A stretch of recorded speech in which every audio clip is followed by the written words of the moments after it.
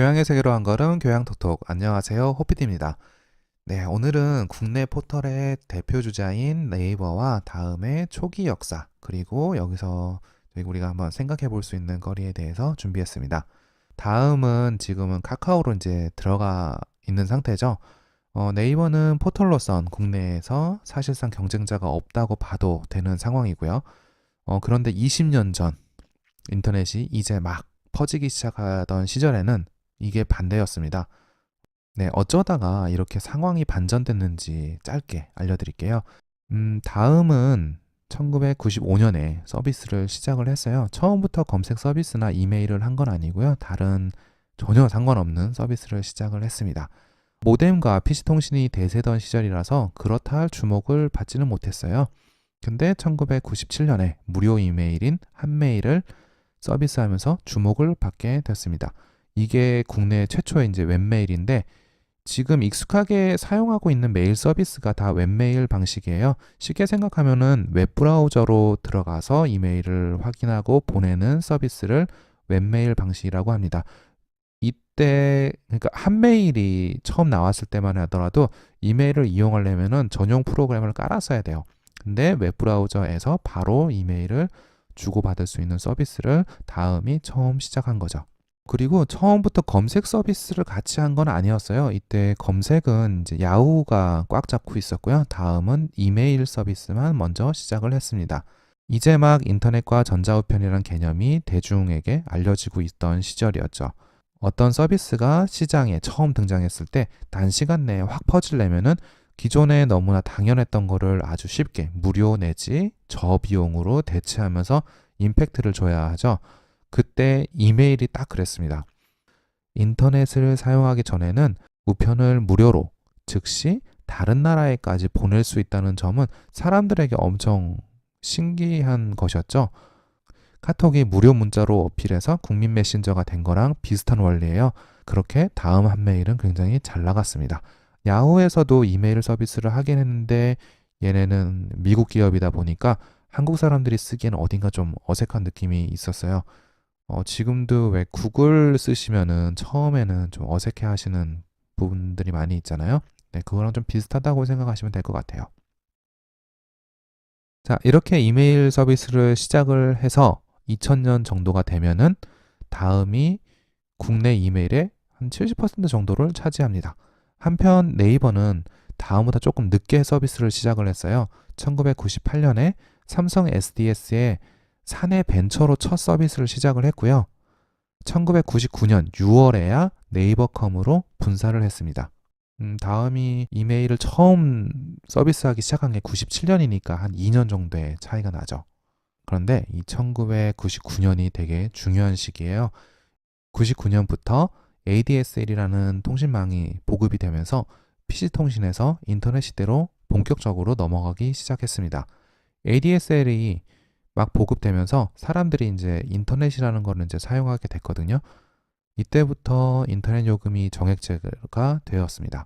그 이전에 사용했던 PC통신은 모뎀을 사용해서 상당히 느리고 전화처럼 쓰는 만큼 비용이 나와서 일반화되지는 않았어요. 반면에 ADSL은 비용은 고정이면서 모뎀하고는 비교할 수 없는 속도를 자랑했습니다. 그리고 ADSL이랑 PC를 또 같이 묶어서 보급을 많이 했어요. 그 당시에. 그렇게 해서 1999년에서 2000년대 초에 인터넷이 사람들 사이를 파고들기 시작했습니다. 이때 포털은 야후를 많이 썼고요. 이메일은 다음이 꽉 잡고 있었죠. 당연히 이런 상황이다 보니까 네이버가 다음을 앞지를 거라고는 생각을 못했어요. 다음이 서비스도 2년 먼저 나와서 이미 어떤 자기 자리를 확실히 잡고 있는 상태였고 그 후에 네이버가 이제 등장을 한 거니까 인지도 면에서는 이제 다음에 밀리고 있었죠. 검색 엔진은 야후가 꽉 잡고 있었고요. 재밌는 건 다음도 정작 검색 엔진은 네이버 거를 썼어요. 엔진이 같은 거니까 결과도 비슷하겠죠? 그러니까 네이버 입장에서는 차별화가 안 되는 거예요.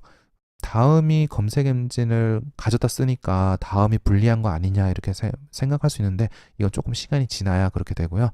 처음에는 다음이랑 네이버를 놓고 봤을 때 인지도는 다음이 더 높은 상태잖아요. 그러면은 어차피 여길 쓰나 저길 쓰나 사용자 입장에선 결과가 똑같이 나온단 말이죠. 사용자 입장에선 그냥 많이 쓰는 다음을 쓰게 되는 거죠.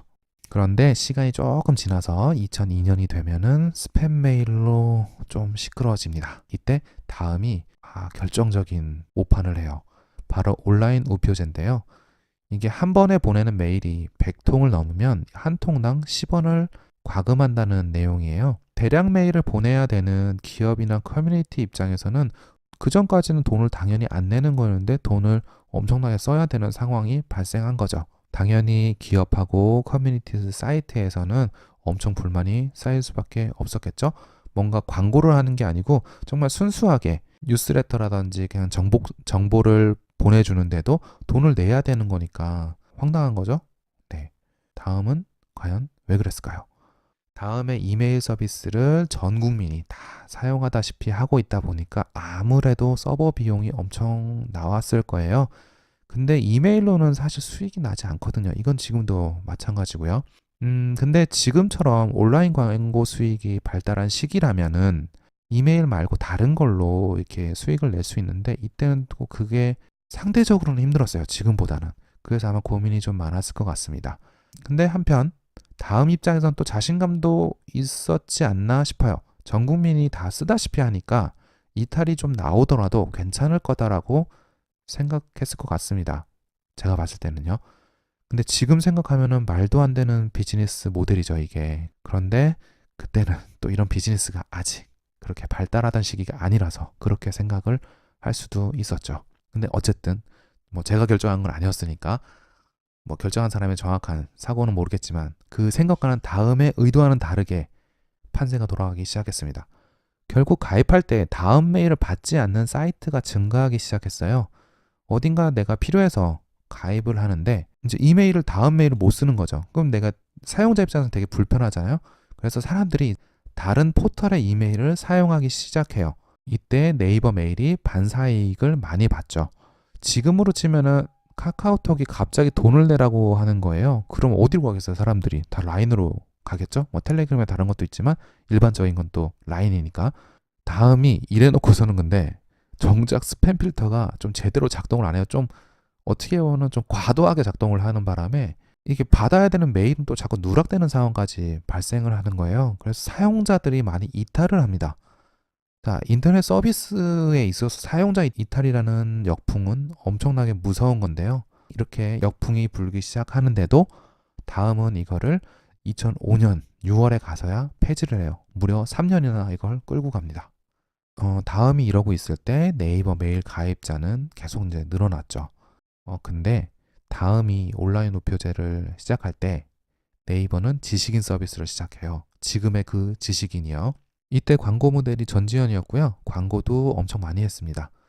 이 당시는 검색 기술도 검색 엔진이 검색할 정보의 양도 부족하던 시절이었어요. 지금 구글이 보여주는 검색다운 검색이 잘 안 되는 시절이었거든요. 그냥 물어보고 답을 얻는 플랫폼이 효과가 더 좋은 상황이었어요. 그리고 사용자 입장에서 되게 편하고요. 네이버 메일도 쓰겠다. 새로 생긴 서비스도 마음에 들겠다. 이제 사람들은 네이버로 넘어가기 시작을 합니다. 카페 서비스도 다음이 먼저 시작했는데 네이버가 또 이걸 따라해요. 다음 카페가 99년에 이제 시작을 했고 네이버 카페가 2003년에 이제 시작을 했거든요. 이게 시간 차이가 한 4년 정도 나는데 4년 차이면은 그동안 쌓여 있는 어떤 컨텐츠의 양도 있고 두터운 사용자층의 이제 벽이 존재를 하잖아요. 이게 당연히 처음에 이제 넘지를 못하죠. 네이버가. 근데 이게 점차 역전이 됩니다. 자, 상황이 이렇게 되다 보니까 네이버가 다음이 봤을 땐 강력한 라이벌로 이제 떠오르는 거죠. 이때까지 사용하던 검색 엔진을 네이버에서 구글로 변경을 합니다. 다음은 2007년에야 겨우 다음 자체 엔진을 적용을 했어요. 처음이랑 반대가 된 상황이라고 좀 볼 수 있는데 검색 엔진만 놓고 봤을 때는 네이버가 선두주자였던 거죠. 이걸 다음이 따라잡지를 못하는 상황이 발생을 한 겁니다. 그렇게 다음은 포털로서의 지위를 상실을 해가죠. 그러다가 지금 모두가 알고 있다시피 카카오로 결국엔 통합이 됐죠.